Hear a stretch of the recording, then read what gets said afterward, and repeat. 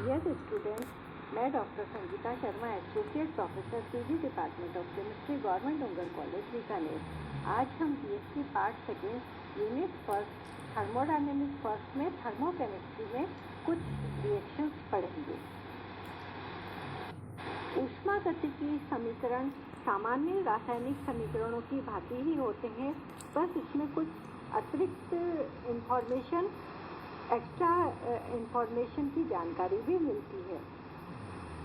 जो chemical equation की कुछ विशेषताएं हैं। पहली कि अभिक्रिया में भाग लेने वाले क्रियाकारकों और उत्पादकों की भौतिक स्थिति का भी पता चलता है, क्योंकि यदि कोई यौगिक ठोस है तो हम उसके सूत्र के नीचे छोटे ब्रैकेट में S लिखते हैं। इसी प्रकार लिक्विड के लिए L और गैस के लिए G लिखते हैं। प्रत्येक अभिक्रिया के सामने उसकी एंथैल्पी परिवर्तन डेल्टा H का मान लिखते हैं। विलायक के रूप में जल अथवा जलीय विलयन को प्रदर्शित करने के लिए एक्वस लिखते हैं। किसी भी ठोस पदार्थ के विभिन्न अपरूपों को या एलोट्रॉप्स को भी हम कोष्ठक में प्रदर्शित करते हैं। इन समीकरणों में अणुओं की संख्या फ्रैक्शनल या भिन्नात्मक भी हो सकती है। अब हम हीट ऑफ फॉर्मेशन लेंगे। तो किसी भी अभिक्रिया के संतुलित समीकरण में प्रदर्शित क्रियाकारकों की मोलर मात्राओं के पूर्ण रूप से क्रिया करने में तंत्र में जो एंथैल्पी परिवर्तन होता है उसे अभिक्रिया ऊष्मा या हीट ऑफ रिएक्शन या अभिक्रिया की एंथैल्पी ऑफ रिएक्शन कहते हैं। क्योंकि अभिक्रियाएं कई तरह की होती हैं, अतः अभिक्रिया ऊष्माओं को प्रदर्शित करते समय हम उन अभिक्रियाओं के प्रकार का भी उल्लेख करते हैं। फॉर एग्जाम्पल, यदि किसी अभिक्रिया में किसी तत्व अथवा यौगिक का दहन हो रहा है तो उस अभिक्रिया की ऊष्मा को हम दहन की ऊष्मा या हीट ऑफ कंबशन कहेंगे। यदि किसी विलयन का डाइल्यूशन या तनुकरण हो रहा है तो उस ऊष्मा को हम तनुकरण की ऊष्मा या हीट ऑफ डाइल्यूशन कहेंगे। यदि किसी अम्ल व क्षार के उदासीनीकरण की क्रिया में उत्पन्न ऊष्मा को उदासीनीकरण ऊष्मा या हीट ऑफ न्यूट्रलाइजेशन कहते हैं। इसी तरह जो भी रिएक्शन हो रही है वो उसी नाम से हम इस हीट ऑफ रिएक्शन को लिखते हैं। माना कि ग्रेफाइट का 1 मोल गैसीय ऑक्सीजन के 1 मोल से अभिक्रिया करके कार्बन डाइऑक्साइड का 1 मोल बनाता है। इस अभिक्रिया में 94.03 किलो कैलोरी ऊष्मा मुक्त होती है। अभिक्रिया संपन्न होने में 94.3 किलो कैलोरी ऊष्मा मुक्त होती है, अर्थात उत्पाद की एंथैल्पी क्रियाकारकों की एंथैल्पी की तुलना में 94.03 से कम होती है। क्योंकि delta H equal to H2 minus H1 होता है, तो H2 का मान कम होने पर डेल्टा H का मान ऋणात्मक हो जाएगा। इसलिए उपयुक्त अभिक्रिया को हम निम्न प्रकार से भी लिख सकते हैं। Carbon solid plus oxygen gas is converted into carbon dioxide और delta H is equal to minus 94.03 kilo calorie. हम इस प्रकार परिभाषित कर सकते हैं कि ग्रेफाइट की दहन एक ऊष्माक्षेपी या एक्सोथर्मिक अभिक्रिया है और इसके लिए हीट ऑफ कंबशन या दहन ऊष्मा का मान 94.03 किलो कैलोरी है। या हम ये भी कह सकते हैं कि ग्रेफाइट के दहन के लिए एंथैल्पी परिवर्तन डेल्टा H का मान माइनस 94.03 किलो कैलोरी है, लेकिन इसके लिए यह कहना अनुचित होगा कि ग्रेफाइट की दहन ऊष्मा का मान माइनस 94.03 किलो कैलोरी है। Factor affecting the heat of reaction, अभिक्रिया ऊष्मा को प्रभावित करने वाले कारक। किसी भी अभिक्रिया के लिए एंथैल्पी परिवर्तन का मान कई कारकों पर निर्भर करता है। पहला, physical state of reactants and product, क्रिया कारकों तथा उत्पादों की भौतिक अवस्था। किसी भी रिएक्शन के लिए रिएक्टेंट और प्रोडक्ट की भौतिक अवस्था या फिजिकल स्टेट की अभिक्रिया ऊष्मा अथवा एंथैल्पी चेंज के मान को भी प्रभावित करती है। फॉर एग्जाम्पल, गैसीय हाइड्रोजन व गैसीय ऑक्सीजन के संयोग से यदि गैसीय जल अथवा वेपर बनती है तो उसके लिए अभिक्रिया ऊष्मा का मान 57.8 किलो कैलोरी होता है। यदि उत्पाद के रूप में द्रव जल बने तो अभिक्रिया ऊष्मा का मान 68.32 किलो कैलोरी होता है, जैसा कि इन दोनों रिएक्शन में बताया है। इसका कारण है कि अवस्था परिवर्तन की एंथैल्पी। हम जानते हैं कि जब भी कोई गैसीय सिस्टम कंडेंस होकर द्रव में परिवर्तित होता है तो ऊष्मा मुक्त होती है। इस प्रकार तंत्र की एंथैल्पी में कमी आती है। एंथैल्पी की इस कमी को हम एंथैल्पी ऑफ वेपोराइजेशन या वाष्पन की एंथैल्पी कहते हैं और इसे डेल्टा एच वीक से प्रदर्शित करते हैं। अतः उपयुक्त दोनों अभिक्रियाओं के आधार पर हम कह सकते हैं कि जल की वाष्पन की एंथैल्पी का मान -10.52 किलो कैलोरी है। तो यदि हम दूसरी अभिक्रिया की एंथैल्पी में से पहली अभिक्रिया की एंथैल्पी को घटाएंगे तो हमें -10.52 प्राप्त होगा।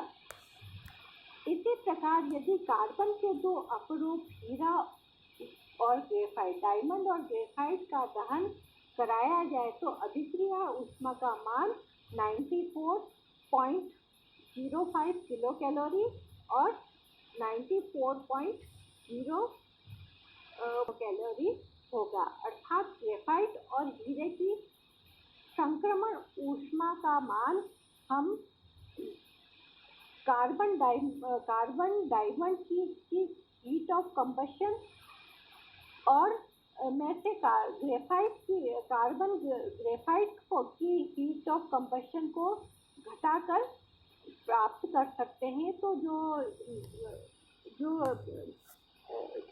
ट्रांजिशन ऑफ ग्रेफाइट को -450 कैलोरी प्राप्त होगा। दूसरा factor temperature of the reaction या अभिक्रिया का ताप है। किसी अभिक्रिया को किस ताप पर संपन्न कराया जाता है इस बात पर उसके जो रिएक्टेंट और प्रोडक्ट की भौतिक अवस्था निर्भर करती है और भौतिक अवस्था अभिक्रिया के एंथैल्पी परिवर्तन को प्रभावित करती है। इसलिए अभिक्रियाओं को हम या तो मानक ताप 25 डिग्री सेंटीग्रेड पर करवाते हैं या परिणाम के साथ ताप को भी बताते हैं। तीसरा factor effect of pressure and volume या दाब व आयतन का प्रभाव है। यदि क्रियाकारक अथवा उत्पाद गैसीय हो तो उन पर अभिक्रिया के दाब व आयतन का भी प्रभाव पड़ता है। यदि गैसियस रिएक्टेंट के मोलों की संख्या गैसियस प्रोडक्ट के मोलों की संख्या के बराबर हो तो उनके आयतन भी बराबर होंगे और दाब भी। लेकिन यदि मोलों की संख्या में अंतर हो तो आयतन में भी अंतर होगा और यदि आयतन को स्थिर रखेंगे तो दाब में अंतर आएगा। अतः ऐसी स्थिति में हम अभिक्रिया ऊष्मा का मान स्थिर दाब पर QP अथवा स्थिर आयतन पर QV ज्ञात करना होता है। चौथा है effect of concentration of reactant and product. किसी पदार्थ की विलयन ऊष्मा हीट ऑफ सॉल्यूशन या तनुता की ऊष्मा हीट ऑफ डाइल्यूशन ज्ञात करते समय इस बात का भी प्रभाव पड़ता है कि विलयन में क्रियाकारक और उत्पाद की कंसंट्रेशन क्या है।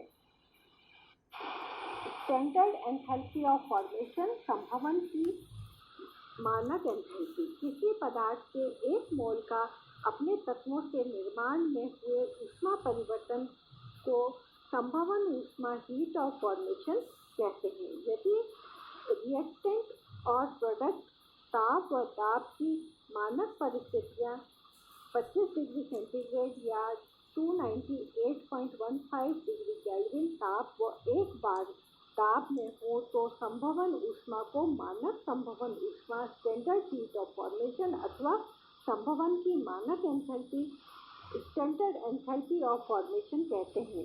इसे डेल्टा H0F द्वारा प्रदर्शित करते हैं।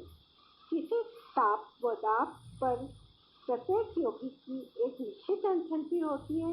किसी पदार्थ की एंथैल्पी के एब्सोल्यूट मान को या निरपेक्ष मान को ज्ञात करना कठिन है, लेकिन किसी यौगिक की सापेक्ष एंथैल्पी, रिलेटिव एंथैल्पी को ज्ञात करना आसान है। इसके लिए हम ये मानते हैं कि 25 डिग्री सेंटीग्रेड व 1 वायुमंडलीय दाब पर तत्वों की एंथैल्पी 0 होती है। अतः किसी यौगिक की मानक संभवन ऊष्मा के मान को उस यौगिक की एंथैल्पी कहा जाता है।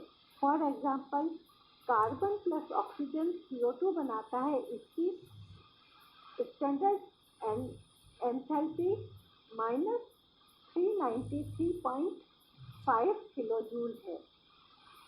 इसमें कार्बन व ऑक्सीजन, क्योंकि वो एलिमेंट हैं, इनकी एंथैल्पी 0 है, तो जो रिएक्शन की एंथैल्पी है वो कार्बन डाइऑक्साइड की एंथैल्पी के बराबर होगी। हाइड्रोजन गैस व ऑक्सीजन गैस आपस में रिएक्शन करके H2O बनाते हैं, जिसकी एंथैल्पी -245.5 किलोजूल है। इसका मतलब ये हुआ कि 1 मोल जल की एंथैल्पी का मान 1 मोल हाइड्रोजन व आधा मोल ऑक्सीजन की एंथैल्पी के योग से कम है। जिस यौगिक की एंथैल्पी व ऊर्जा का मान ऋणात्मक होता है, वह यौगिक अपने अवयवी तत्वों की तुलना में अधिक स्थायी होता है।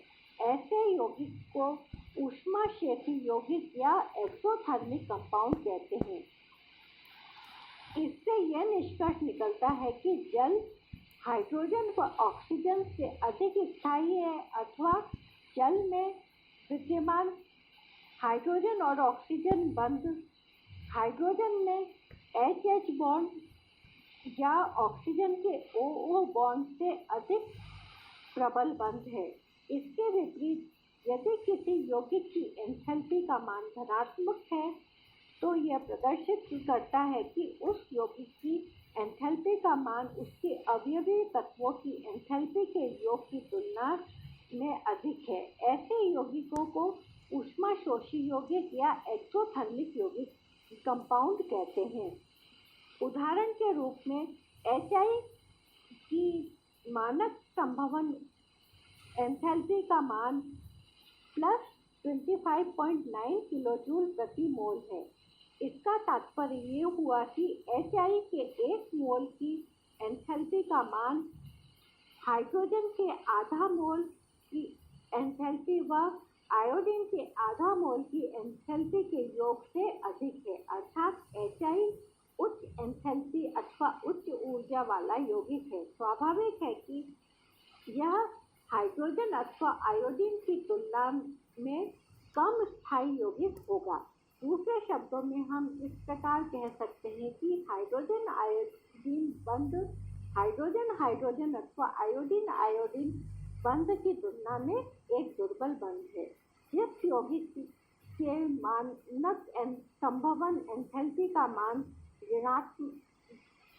धनात्मक है, वह उस यौगिक की ऊष्माशोषी यौगिक कहा जाता है। ऐसे यौगिक अपने अवयवी तत्वों से कम स्थायी होते हैं। जो यौगिक किसी तत्व के दहन से बनते हैं, उनके मानक संभवन की ऊष्मा को उनकी दहन ऊष्माओं के मान से ज्ञात करते हैं। फॉर एग्जाम्पल, कार्बन और ऑक्सीजन CO2 बनाते हैं, इसकी delta H minus 393.51 kilo joule है। हाइड्रोजन और ऑक्सीजन के दहन से H2O बनता है, जिसकी दहन ऊष्मा या delta H minus 245.5 kilo joule है। लेकिन सभी यौगिकों के लिए ऐसा संभव नहीं है। यदि हम पोटेशियम सल्फर और ऑक्सीजन से पोटेशियम सल्फेट बनता है, अर्थात ठोस पोटेशियम व क्रिस्टलीय सल्फर को ऑक्सीजन की उपस्थिति में दहन करवाए तो पोटेशियम सल्फेट को प्राप्त नहीं किया जा सकता है। ऐसी स्थिति में हम हेस के नियम का उपयोग करते हैं। हेस के नियम की सहायता से यौगिकों के संभवन की ऊष्मा ज्ञात की जा सकती है, जिसको हमने पहले हेस के नियम में पढ़ा है।